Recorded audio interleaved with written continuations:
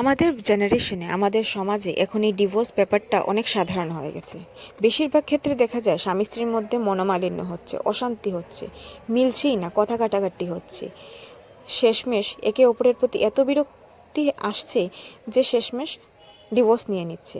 তো এইরকমই আমাদের বর্তমান শ্রী আচার্যদেবের কাছে এক মা গিয়েছিলেন, যে অনেক বছরের দাম্পত্য জীবন, 10 বছরের একটি ছেলেও আছে, কিন্তু এখন আমরা স্বামী স্ত্রীর মধ্যে এত মনোমালিন্য হচ্ছে, এত অশান্তি হচ্ছে, একটুকু মিলে থাকতে পারছি না, নানা অশান্তি ঘরে চলছে।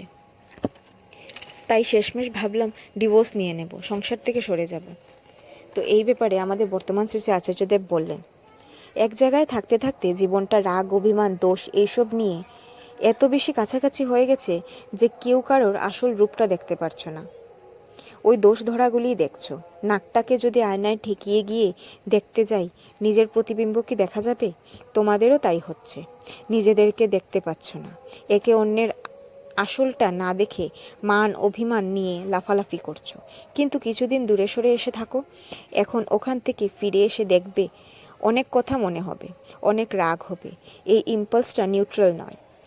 ধরো কাউকে গালাগাল দিলে, তারও রেগে গিয়ে মুখ থেকে গালাগাল বেরিয়ে গেল, সেটা তার মনের নিউট্রাল অ্যাডজাস্টমেন্টের অবস্থা নয়। তাই এখন সে কী বলল, কী করলো, কী করলো না, এটা বিচার করার সময় নয়। এখন কিছুদিনের জন্য দূরে থাকো, রিল্যাক্স করো। কিছুদিনের জন্য সে আগে বুঝুক, পরে অ্যাডজাস্ট করতে পারবে কি না, পরিস্থিতি বুঝে পরে সেই মতো জীবনটা আবার এগিয়ে যাবে।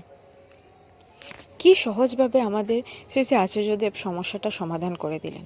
এইরকম কত বড় বড় প্রবলেম, অনেক ভক্তগণের কত বড় বড় প্রবলেম উনি এক নিমেষেই এত সরলভাবে সমাধান করে দিচ্ছেন।